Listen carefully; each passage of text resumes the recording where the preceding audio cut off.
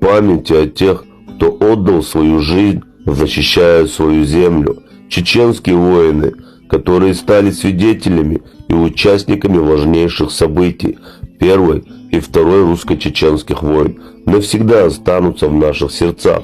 Их жертва напоминает нам о цене мира и важности сохранения памяти о тех, кто боролся за свою землю, защищал свою землю. Пусть их подвиг не будет забыт. И все же болью и тоскою я вспоминаю эти лица, и павших братьев хороня мы не забудем эти лица. Да будет доволен вами Аллах. Остановите ваших сыновей. Мы не хотим войны, мы хотим свободу. Мы эту свободу любыми путями завоюем, Матерь России. Ты пойми нас.